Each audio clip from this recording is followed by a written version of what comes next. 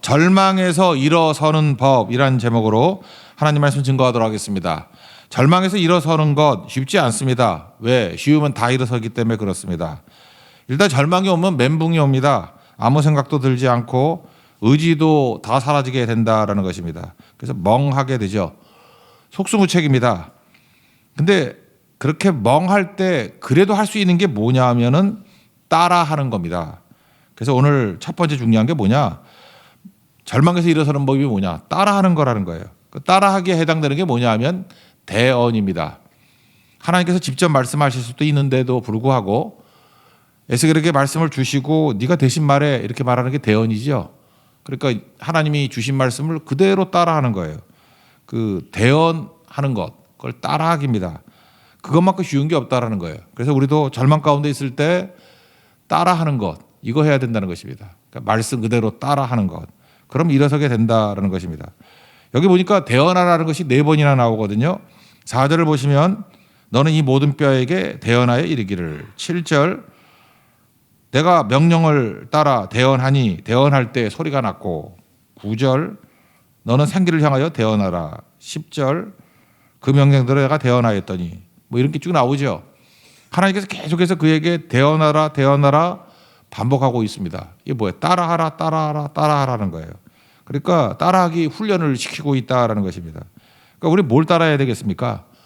제일 중요한 건 뭐냐면 너무 멘붕이 오고 절망 가운데 있을 때는 말씀을 따라 기도하는 겁니다. 그러니까 또 다른 말로 하면 말씀을 기도하라. 기도도 뭐 안 나올 때 있잖아요. 숨이 턱턱 막혀가지고. 말씀 들은 거 이렇게 메모를 하든지 뭐 기억을 하든지 그러니까 오늘 아침 말씀 들은 거 있죠. 말씀을 그대로 기도하는 거 그것부터 해야 됩니다. 그거 굉장히 중요한 거거든요. 아니면 성경을 읽으라고요. 성경 말씀대로 기도하는 거예요. 그러니까 따라하는 거 그게 대언이라는 것입니다. 그 다음 단계는 뭐 말씀을 말하는 거겠죠. 기록하고 암송하든지 전달하는 거. 말씀을 이렇게 뭐 전달하는 분들 많이 있더라고요. 그것도 일종의 대언이죠. 따라하는 거죠. 내가 말씀을 만들어내라 그러면 얼마나 힘들겠어요. 그런데 이렇게 뭐 메모해가지고 전달하는 거야 할 수 있지 않겠습니까? 그럼 그때부터 절망에서 일어서게 된다라는 것입니다. 그래서 말씀 전달하다가 산 사람 되게 많아요. 말씀을 뭐 베끼든지 아니면 뭐 그것을 또 전달하든지 그러다가 절망에서 다시 일어서게 된 경우가 너무너무 많다는 것입니다. 그 다음 단계는 말씀대로 사는 거죠. 한번 해보는 거예요. 말씀대로 행동하는 것. 그게 대언입니다. 마지막에는 믿는 거죠. 행동 다 못한다 할지라도 말씀을 다 믿어버리는 거예요. 그러니까 뭐 나으리라 그러면 낫는 걸 믿습니다. 살리라 그러면 죽음에서 살 것을 믿습니다. 일어나리라 그러면 일어나는 걸 믿고 되리라 그러면 되는 것을 믿고 잘 보면요. 어떤 하나님의 일들이 이루어지게 될 때 보면 주변에 믿는 사람들이 있습니다. 쭉 믿는 사람들이 여러 명 있어요. 제가 질병 가운데 있다가도 뭐 죽을 병에 걸렸다가 일어서는 사람들을 보면은 본인의 믿음도 있지만 마치 마가복음 2장에 나오는 친구들의 믿음 같이 낫는다고 믿더라니까요. 가족들이 믿고 친구들이 믿고 기도하면서 믿고 일어서게 되는 거죠. 따라하기입니다. 그러니까 하나님이 된다 그러면 된다고 따라하십시오. 대언하십시오. 대언은 따라하기. 그래서 일주일 동안 우리 고난주간 가운데 우리가 따라하기를 통해서 대언을 통해서 우리 하나님의 권능과 능력이 우리 가운데 임하는 축복의 시간이 되기를 축원합니다. 그 다음 두 번째 내용은 뭐냐면 따라하기 내용인데 1절에 보니까 하나님의 권능과 하나님의 영 그렇게 나오잖아요. 그걸 구하라는 거예요. 그러니까 잠깐만 이해하려고 그러지 말고 그냥 하라는 대로 받아들이면서 영접하면서 구하라는 것입니다. 1절 읽겠습니다. 시작. 여호와께서 권능으로 내게 임재하시고 그의 영으로 나를 데리고 가서 골짜기 가운데 두셨는데 거기 뼈가 가득하더라. 여기 원문을 보면요. 권능이라는 단어가 이건 알아두는 게 좋을 것 같은데 여기 손씨들도 있죠. 손이에요 손. 그 손하고 다르겠지만 손이에요 손. 손을 야드라 그러거든요. 야드. 그래서 하나님의 손이 함께하사 뭐 에스라 같은 데는 하나님의 손으로 그냥 번역을 해버렸어요. 그러면 그냥 일관성 있게 다 하나님의 손으로 하든지 거기서는 야드를 하나님의 손 이렇게 표현했고 여기는 또 여호와의 권능으로 또 번역을 했네. 그러니까 성경에 나오는 권능이라는 구약에 나오는 권능이라는 단어는 제가 다 찾아본 건 아니니까 다라 그러진 않을게요. 거의 90% 손이에요 손. 하나님의 손. 그래 여호와의 손이 짧아서 구원하지 못한 이런 거 있죠. 그게 권능이라는 뜻이에요. 권능. 그 손을 다 권능으로 했다고. 하나님의 손은 권능이라고요. 파워예요. 파워. 그러니까 뭘 구하고 있어요? 여호와께서 권능, 손이 여호와의 손이 나를 만져줬다 그런 뜻이에요. 손이. 그래서 주님이 나를 만져주셨어 그런 표현 많이 쓰잖아요. 그건 영어적인 표현인데 주님이 나를 만져주셨어. 권능이 임했다 그런 뜻이라고요. 여러분 상처나 아픔 가운데 주님이 만져주시면 하나님의 권능이 임하니까 치유되겠죠. 그거에 바로 만져주셨다라는 거 권능의 손이라고요. 그리고 영이죠. 한자로 한다면 손을 구하고 영을 구하십시오. 손을 구하고 영을 구하라고요. 우리 인사할 때마다 뭐라 그래요? 성령 충만하십시오. 영 구하는 거고. 강하고 담대하십시오. 손을 구하는 거 아니에요. 하나님의 손이 임하면 강해지는 거 아닙니까? 그러니까 두 가지를 구하는 거예요. 항상. 그러니까 하나님께서 이렇게 구하라고 말씀해 주시잖아요. 우리 맨날 인사만 하지 말고 그걸 구하라고요. 성령 충만을 구하면 하나님의 성령을 구하는 거죠. 영을 구하는 거죠. 강하고 담대하십시오. 그러면 여호와의 손을 구하고 권능을 구하는 거 아니에요. 무력한 자로 머물지 말고 강한 자가 되라. 그런 뜻이라는 것입니다. 여호와의 손을 구하라. 제가 보니까 이게 컴퓨터 성경을 보니까 그 에스겔서에 보니까 여호와의 손이 임했다. 권능이 임했다가 네 군데 나오더라고요. 3장 22절. 여호와께서 권능으로 내게 임하시고 그랬더니 방에 들어가라 그러고 하나님께서 메시지를 엄청 주셔요. 그러니까 여호와의 손이 임하게 되면요. 전할 말씀이 충만해진다고. 이게 얼마나 중요한 거예요. 8장 1절 보니까 주 여호와의 권능이 거기에서 내게 내리시기로. 8장 기억나십니까? 마치 그냥 뭐 비행기 타듯이 하늘로 쭉 올라가게 만들어가지고 지금 바벨론에 있는데 예루살렘에 있는 모든 내용들이 다 보이도록. 그게 뭐예요? 하나님의 눈빛을 주신 거라고요. 하나님이 보시는 시각에서 세상을 훤히 볼 수 있도록. 그러니까 무슨 얘기예요? 하나님의 손이 임하게 되면 안 보이던 눈, 맹인의 눈에서 보인다니까요. 이제 하나님께서 하늘로 쭉 올려가서 하나님의 시각으로 보게 만드신다는 거예요. 그러니까 닫힌 눈이 열리게 된다는 거. 그리고 또 세 번째 나오는 게 지금 37장 1절이죠.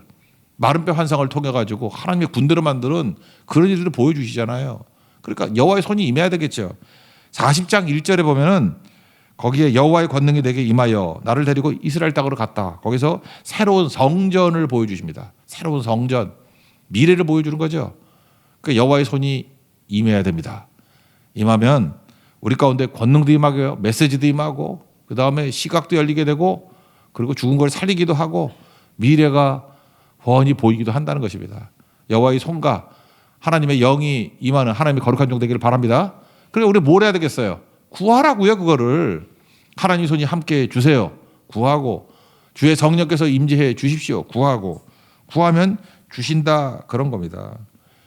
여러분 그 자꾸만 싸우는 사람들 보면요 특징이 뭐냐면 이해하려고 하기 때문에 그래요. 그래서 이게 성격이 이해가 안 되면 뭘 못 움직이는 사람들 있죠. 참 그 신앙생활에서 어려워. 인간하기도 어려울 것 같아요. 뭐 이해를 해야 돼. 그래서 여러분 뭐 지난주에도 결혼한 사람 있고 또 결혼 요번에 많이 해야 돼. 결혼해서 싸우지 않는 법이 뭐냐면 하여튼 결혼해서 싸우는 사람 오면 이해하려고 하는 사람이 맨날 싸워요. 결혼해 보세요. 그러면 제자리에 안 두잖아.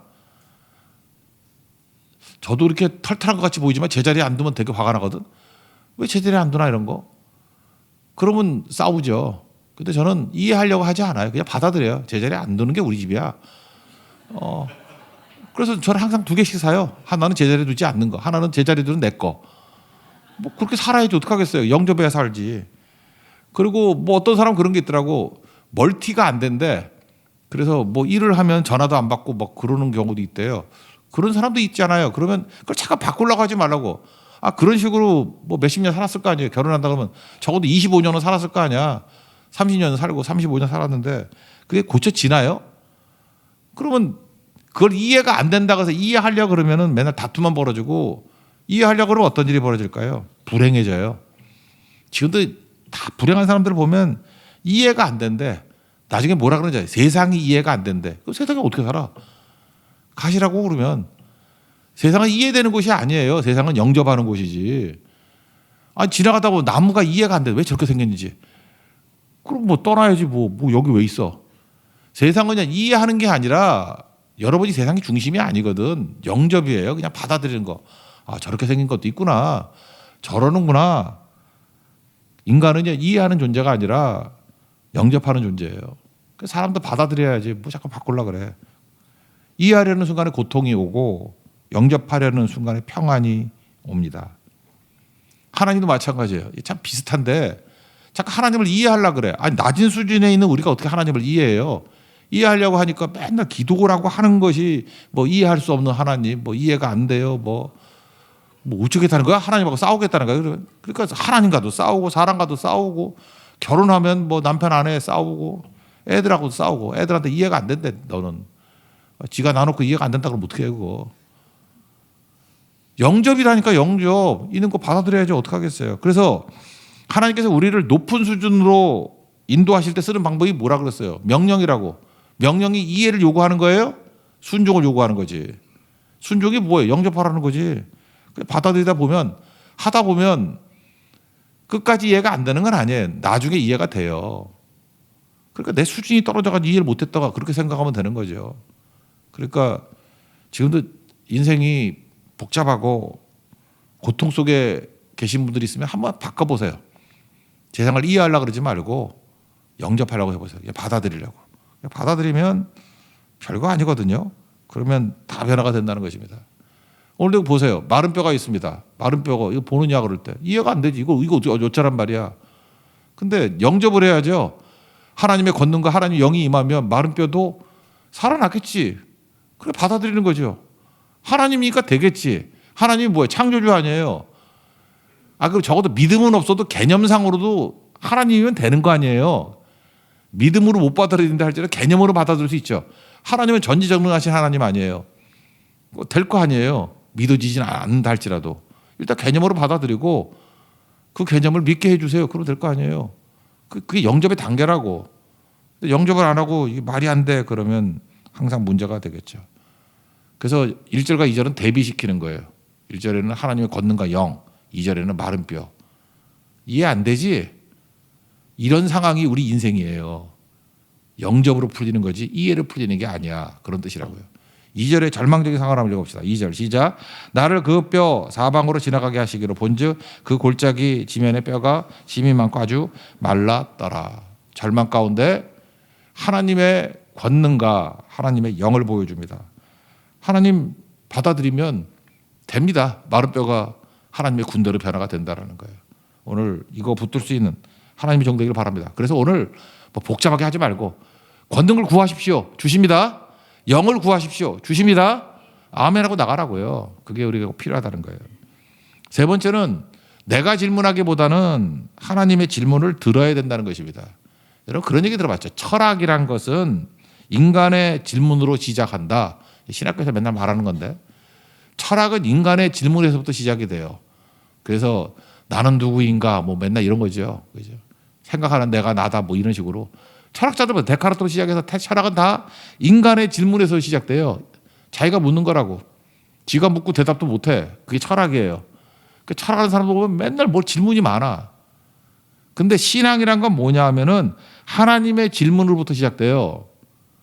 하나님의 질문은요 가치 있는 질문이고 생명의 질문이에요. 아담한테 아담아 내가 어디 있느냐 몰라서 묻겠어요? 하나님이 뭐 내비게이션 없겠어? 어딘지 다 잡아내지. 네가 있는 존재의 위치가 뭐냐 그걸 묻는 거 아니에요. 네가 나 떠나서 어디 있느냐.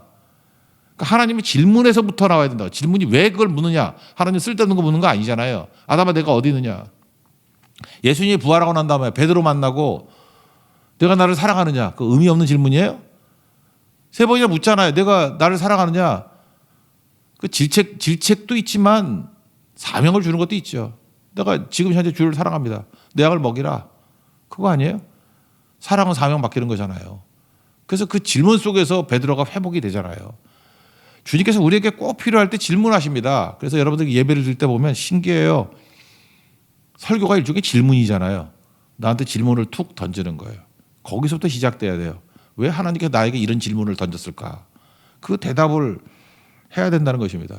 대답은 간단한 거죠. 하나님이 이 질문하시고 하나님의 능력으로 이 질문에 해답을 푸는 과정 속에서 나를 구원해 주시려고 그러는가 보다. 그게 중요한 거라고요. 3절 읽겠습니다. 시작. 그가 내게 이르시되 인자야 이 뼈들이 등이 살겠느냐 살 수 있겠느냐 하시기로 내가 대답하되 주 여호와여 주께서 아시나이다. 뼈들이 등이 살 수 있겠느냐 그럼 뭐예요? 주님이 하시면 됩니다. 그래서 아멘 하면 될 것 같은데 이게 대답이 애매하죠. 주께서 아신대. 주께서 아신대. 이거 영어식 표현에선 예를 들어서 God only knows 그러면 하나님만 아십니다. 그러면 모른다죠. 그렇게 배우지 않았나? 나 종합영어에서 그렇게 배웠는데. 하나님이 아신다 그러면 모른다로 알지 않은 거 아니에요? 그러니까 서양 사람들은 의심이 많은가 봐. 그러니까 이걸 부정으로 해석을 했어요. 나도 잘 모르겠어요. 이거 주석을 찾아봐도 긍정이라고 해놓은 주석도 있고 부정이라고 해놓은 주석도 있는데 어쨌든 애매모호하잖아요. 에스겔이 선지자인데 어떻게 이따위로 대답을 해? 참 사람은 이상해요. 청개구이 기질이 다 있어. 그죠? 청개구이 기질이 있어. 나오라면 안 나오고 안 나오라면 나오고. 그죠? 예를 들어서 뭐 지난번 말레이시아 선교도 너무 많으니까 오지 말라 그러니까 막 죽어도 간다 그러고 되게 웃겨. 그죠? 사람 다 찼다고 30명 오라 그랬더니 지난번 49명 갔어요. 그 청개구리가 19명이 더 넘어선 거야. 오지 말라니까 막 오라 그러고 이번엔 가자 그랬더니 안 간대. 이거 다 뭐지? 저기 뭐 옛날 여전도 회장도 그렇고 안 간대. 뭐 너무 찌그럽게 얘기하나? 뭐 누구도 안 간다 그러고 나 이해를 잘 못하겠어요. 여기 똑같은 거죠. 지금 예루살렘 망하기 직전에 하나님이 뭐라 그래요? 예레미야 선지자를 통해서 뭐 에스겔을 통해서 망한다 그러잖아. 망한다고. 예루살렘 망하니까 항복해라. 그럼 하나님 말씀대로 아멘. 그리고 항복하면 뭐 바벨론 끌려가 가지고 거기서 정화, 강화, 성화 돼서 올 거 아니에요. 근데 대다수의 사람들은 예레미야하고 몇 사람 빼놓고는 안 망한대. 하나님이 망한다는데 지는 안 망한대. 여기 성전이 있어서 안 망한대. 성전에 하나님이 계시는 거 아니에요? 근데 하나님이 망한다 그러는데 안 망한대. 그래서 다 망했잖아요. 그죠? 3차에 걸려서 작살이 났잖아. 그 이 다음에 이번엔 또 내용이 뭐예요? 마른 뼈도 살아날 수 있다? 살아난다? 그러니까 돌아간다? 회복된다? 그런 거잖아요. 그럼 적어도 에스겔이면 아멘 그래야 될 거 아니에요. 주께서 하시나이다. 이게 뭐야 이게. 선지자조차도 그렇게 흔쾌히 따라가질 않아요. 그러니까 여러분 신앙생활 잘하는 게 뭐냐면 그냥 다 내려놓고 그러니까 주님이 말씀대로 되는 거 믿죠. 말씀은 결과를 낳고 말씀은 사건을 일으키는 걸 믿죠. 그럼 예수 잘 믿고 여기 초신자들 있죠. 지금 그 오래 믿은 것 같은 떨거지들 이기는 방법 간단해. 그냥 마음 딱 비우고 말씀하면 그냥 다 믿어버려. 그리고 그 결대로만 한 1년만 따라가 봐요. 진짜 믿음에서 탑 오브 탑이 돼. 진짜라고요. 대부분이 삐딱하다니까 이렇게 청개구리 같이 이러고 있다니까요. 요한복음 6장도 보세요. 하나님께서 하나님의 일 하는 게 뭡니까 그랬더니 믿는 게 하나님이다 그러잖아요. 진짜 안 믿어요. 어쩜 그렇게 안 믿는지. 믿음 말세 뭐 믿음을 보겠느냐 그러잖아요. 안 믿잖아요. 잠깐 믿어야 된다고. 결대로 가야 된다고요. 그래서 성경을 딱 보니까 뭐 예를 들어서 망한다고 그러면 망할 거예요 분명히. 망하는 거에 맞춰서 행동을 해야 되죠. 그 말씀 아멘 하면서. 그리고 아무리 절망 마른 뼈 같은 상황이라 할지라도 살아난대요. 군대가 된대요. 그럼 믿어야죠. 지금 볼 때 아무것도 안 보이지만 주님이 된다 그러면 되잖아요. 그래서 거기에 인생을 거는 거예요. 만약에 투자를 한다 그러면 뭐 미래 결과를 한다 그러면 뭐 땅 키고 헤엄치기 돈 버는 거 시간 문제지. 안 그래요? 근데 보면은 전문가들이 그렇게 돈 버는 것도 아니더라고. 내가 보니까. 방송에 나와가지고 설명은 다 해놓고 지는 반대로 하더라고. 그래서 인간은 저런 거구나. 지가 말한 것도 자기가 안 믿어. 그런 거예요. 근데 인간의 말이야 다 엉터리지만 하나님 말씀은 그대로 되잖아요. 믿고 의지해야 되죠. 교회하고 가정을 하나님이 만드셨죠. 되게 유사하죠. 그래서 가정생활하고 교회생활이 비슷합니다. 그래서 가정을 확대한 게 교회고 교회를 축소한 게 가정이에요. 그러니까 예를 들어서 결혼을 한번 놓고 봅시다. 결혼에서 우리가 신뢰가 생긴다는 게 뭐냐, 사랑한다는 게 뭐냐면 예측 가능해지는 거 아니에요? 시간이 가면 갈수록 예측 가능해지고. 예측 가능해지는 게 뭐죠? 딴 거 아니에요. 그냥 믿는 거예요. 믿어서 행동을 그렇게 하니까 예측 가능해지는 거죠. 그런데 결혼하기 전에 매력은 어떤 게 매력입니까? 끊임없이 놀라움을 줘야 돼. 나랑 다른 게 매력이 있잖아요. 안 그렇습니까? 남자는 센데 여자는 약하고 그럼 뭐 이렇게 맨날 뭐 백혈병 걸린 애 같은 애가 매력이 있잖아. 안 그런가 옛날에? 총각 때는 그래요. 빌빌대는 여자. 결혼해놓으면 진짜 한심해 죽는데 결혼 전에는 그 병색 있고 허옇고 이런 애들이 또 뭐 좋아 보이고 뼈밖에 없는 애들이 좋아 보이고 나중에 뭐 아무것도 못해 그거. 아줌마들 저 두꺼운 뼈 이런 게 힘 있는 거 그게 매력인 게 몰라 그 사람들이. 그러니까 뭐예요? 끊임없이 놀라움을 주는 거야. 와, 놀라워. 이렇게 다르네, 다르네. 무지가 설렘을 줍니다. 다 알면 설렘이 없죠. 내가 그 언제 많이 느꼈냐면은 그 이렇게 안마 같은 거 있잖아요. 내 목 같은 거 앞에서 내 손으로 안마하면 하나도 안 시원해. 이유가 뭔가 했더니 나는 다 예측 가능해서 그래. 내가 어디 누를 것인가, 어디 한다. 그러니까 안 시원해. 근데 우리 정형외과 선생님이 누르면 시원해. 왜 시원한가 했더니 어딜 누르는지 모르고 예측 불가능해. 어떻게 여길 찌르지? 막 이런 거. 그러니까 치료가 되는가 봐요. 그러니까 무지가 우리에게 설렘을 주기도 하고 그런 거라고. 그런데 계속 그러면 어떻게 사냐고. 이 결혼하고 그다음에 신앙생활하고 되게 유사해요. 시간이 가면 갈수록 예측 가능해져야 된다니까요. 그래서 결혼에서 제일 중요한 게 뭔지 아십니까? 약속이에요. 약속하고 지키고, 약속하고 지키고. 그래서 가정에서는 예측이 가능해요. 왜? 약속이 지켜지니까. 서로 약속 지키고 하는 거 많잖아요. 그래서 예측 가능해지니까 나중에는 사랑으로 시작했는데 나중에는 믿음이 돼버리는 거야. 그래서 나이 한참 지나서 어떤 분들 그러더라고. 부부가 뭐 의리로 산다 그러는데 아니야. 내가 너무 사랑하고 사는 거야. 그게 어떤 감정적인 사랑 그거 아니라 그래서 그런지 뭐 그렇게 표현하는지 모르겠지만 되게 신뢰하고 있거든 서로를. 그게 사랑이에요. 그래서 믿는 게 사랑이라고. 믿는 게 뭐예요? 예측 가능해지는 거라고. 그죠? 교회가 성숙하다는 건 뭡니까? 여기는 이 성숙하신 분들은요 예측 가능해요. 왜? 화요일 날도 새벽기도 나오신다고 예측 가능해. 수요일도 나오시고. 선교 간다 그러면 저분 대충 예측 가능해. 아, 저분은 직장 일이 저러니까 뭐 네팔 선교라든지 뭐 말레이시아 선교 못 가지만 국내 선교하고 대만 선교는 꼭 가시는 분이야. 거의 예측이 가능해요. 시간이 가면 갈수록 예측 가능해지는 게 옳다고. 근데 가끔마다 돌발 상황에 있는 분들 있죠.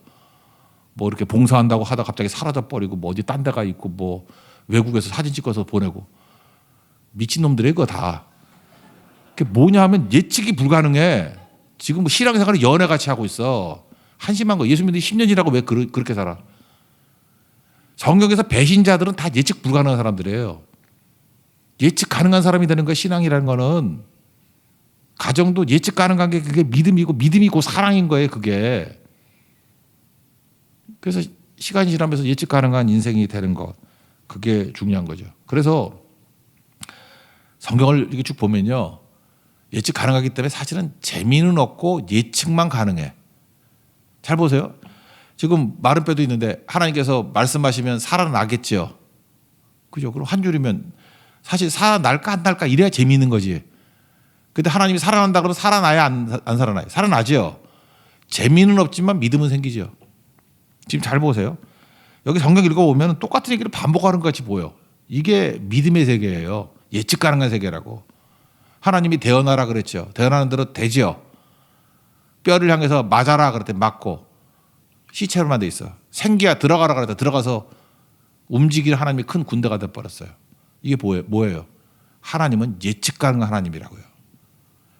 5절 6절 읽어봅시다. 시작. 주 여호와께서 이 뼈들에게 이같이 말씀하시기를 내가 생기를 너희에게 들어가게 하리니 너희가 살아나리라 말씀이고 예측 가능. 6절 너희 위에 힘줄을 두고 살을 입히고 가죽으로 덮고 너희 속에 생기를 넣으리니 너희가 살아나리라. 또 내가 여호와인 줄 너희가 알리라 하셨다 하라. 이거 예측 가능하잖아요. 그러니까 또 설명하고 있잖아요. 9절 10절 이제 생기 얘기입니다. 시작. 또 내게 이르시되 인자야 너는 생기를 향하여 대언하라. 생기에게 대언하여 이르기를 주 여호와께서 이같이 말씀하시기를 생기야 사박에서부터 와서 이 죽음을 당한 자에게 불어서 살아나게 하라 하셨다 하라. 이에 내가 그 명령대로 대언하였더니 생기가 그들에게 들어가매 그들이 곧 살아나서 일어나 서는데 극히 큰 군대더라. 지금 똑같은 말씀이 한 3번쯤 나오는 것 같이 보이잖아요. 이유가 뭐예요? 하나님의 나라는 예측 가능한 나라예요. 왜요? 약속이 이루어지니까. 그래서 세상에서는요, 이렇게 바람난 인생들은 세상을 좋아해. 예측 불가능하니까. 그러니까 무지하니까 설렘도 있고, 뭐, 쇼킹한 것도 있고, 뭐, 짠하기도 하고, 그러다 망해요. 처음에는 무지로 만나서, 결혼도요, 무지로 만나서 시간이 가면서 신뢰, 약속, 성취, 이런 걸 통해서 점점 예측 가능해지는 거예요. 그래서 노부부들이 멋지지 않습니까? 이렇게 노부부인데 서로 뭐 하는지 다 알아. 재미없어 보이죠? 그게 사랑이에요. 철저히 믿는 거거든. 거기까지 가요. 하나님과 우리의 교제도 그렇게 돼야 되는 거죠. 예측 가능한 거. 그게 믿음이다. 하나님 앞에서 그 길로 가는 하나님의 종 되기를 바랍니다. 마지막 네 번째 하나만 더 본다 그러면 여기 큰 군대가 됐다 그랬죠. 마른 뼈가 큰 군대가 됐다. 군대가 됐다는 건 뭡니까? 군중이 아니라는 거죠. 군대는 뭡니까? 목적을 위해 부르는 사람이에요. 목적이 있죠. 군대는 싸우는 거 아니에요. 그리고 군대는 훈련된 사람들이죠. 목적이 있더라도 뭐 모아놓은 오합지졸들을 군대라 그러진 않잖아. 훈련도 시키고 목적이 있는 사람. 다시 말해서 큰 군대가 됐다는 건 뭐냐? 마른 뼈 같은 존재들이 사명자가 됐다 그런 뜻이에요. 사명의 부활. 이게 교회의 모습입니다. 교회는 마른 뼈 같은 사람들을 모아놓고 하나님의 말씀과 성령으로 인해서 군대가 되는 거야. 큰 군대. 그래서 사명을 이루는 존재가 돼야 된다라는 것입니다. 우리가 할 일이 뭐예요? 살려주는 존재가 되는 거죠. 하나님 앞에 이렇게 계속해서 말씀 앞에 순종하고 따라하게 하다 보면 마른 뼈 같은 존재들이 내가 살아가는 것에 그치는 게 아니라 이제는 충만해서 흐름이 있는 사명자가 된다는 거예요. 사명이 뭐예요? 제사장 되고 쓰임 받는 거죠. 그게 사명자라고요. 그 사명으로 연결이 된다라는 것입니다. 그래서 그들이 하는 일이 뭐예요? 다른 곳에 죽은 자들 향해서 무덤에서 나오라 이렇게 얘기하잖아요. 무덤에서 나오라. 무덤을 박차고 나오라. 12절 13절 두 절만 읽어봅시다. 시작. 그러므로 너는 대언하여 그들에게 이르기를 주 여호와께서 같이 말씀하시기를 내 백성들아 내가 너희 무덤을 열고 너희를 거기에서 나오게 하고 이스라엘 땅으로 들어가게 하리라. 내 백성들아 내가 너희 무덤을 열고 너희를 거기에서 나오게 한즉 너희는 내가 여호와인 줄을 알리라. 옛날에도 말씀드렸지만 제가 어렸을 때 했던 가장 복음적인 놀이는 다방구였어요. 다방구 요즘에 안 하대. 맨날 이거 게임만 하니 되나? 이 다방구 운동도 되고요. 스트릴도 있고 진짜 좋아 이거. 술래 한 명 내지 두 명 잡아놓고 터치하면 도망치는데 터치하면 전봇대에 붙잡아 놓는 거 아니야. 그죠? 이렇게 잡혀가지고 마귀에게 잡혀 있는 모습 같이 살려줘 이러고 있어 불쌍하게. 저는 달리기를 잘했기 때문에 거기다가 지금까지 자라서 날렵했거든 몸이 말라가지고. 그래서 요리 피하고 저리 피하고 제가 술래보다 속도도 빨라야 되고 센스도 있어야 돼요. 다 잡혀있는데 제가 마지막까지 남았을 때 막 사명감에 불타오르잖아요. 내가 쟤네들 살려내고야 말리라.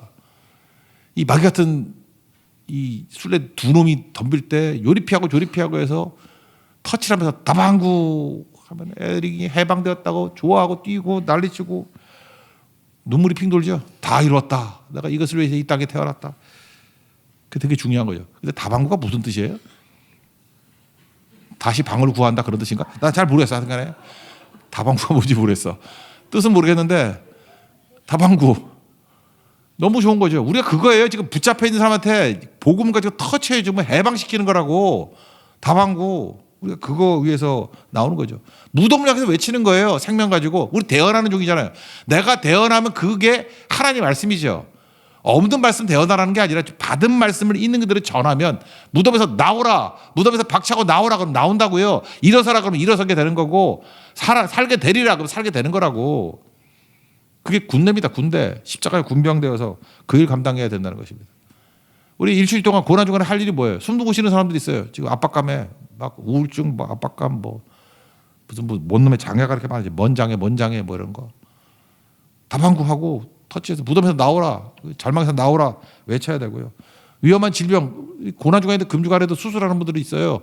정태수 집사님 같은 분 수요일 날 일어나라 그러죠. 나으리라. 회복될 것이다. 외쳐야 되겠죠. 재정 위기에 있는 분들 하나님이 제일 쉬운 게 그런 얘기 있다. 돈으로 해결하는 게 제일 쉽다고. 하나님 제일 쉬운 게 돈 주는 거지. 돈이야 그죠? 하나님 말씀하시면 그냥 금방 돼버리지. 안 되겠어요. 그죠? 무슨 이유가 있겠죠. 그러니까 하나님 앞에서 일어서게 되리라. 지금 아픈 분도 많잖아요. 건강. 특별히 40대가 요즘에 빌빌대고 힘들어요. 너무 압박감이 심해가지고 일어나리라. 그죠? 얼굴도 환하게 빛나고 그렇게 되겠죠. 하나님 앞에서 그 일들 감당할 수 있는 하나님의 거룩한 종 되기를 바랍니다. 오늘 무조건 네 가지나 있으니까 한번 따라합시다. 대언이 뭐라고요? 따라하기. 그리고 뭘 따라하라고요? 하나님 권능 주십시오. 영 주십시오. 이것부터 따라하기 시작하라고요. 이해하지 말고 그냥 영접하세요. 하라는 대로 하라고. 그죠? 그러면 역사가 나타나고 출발은 내 질문이 아니라 하나님 질문에서 시작돼야 돼요. 이 뼈들이 살 수 있겠느냐? 하나님이 살리려고 묻잖아요. 그러면 아멘하고 이제는 예측 가능하게 나가야 돼요. 그죠? 믿고 순종하고 나가면 여러분 예수 한 10년 믿었는데도 불구하고 예측 불가능하다 그러면 여러분 깡통이야 그거. 예측이 가능해져야죠. 동역자들은 예측이 가능해져야 된다고. 그리고 군대 되십시오. 뼈에서 군대로 목적이 있습니다. 훈련받아야 됩니다. 사명 이룰 수 있는 하나님의 거룩한 종 되기를 축원합니다. 자리에서 일어나겠습니다. 주가 주되심을 찬양하겠습니다.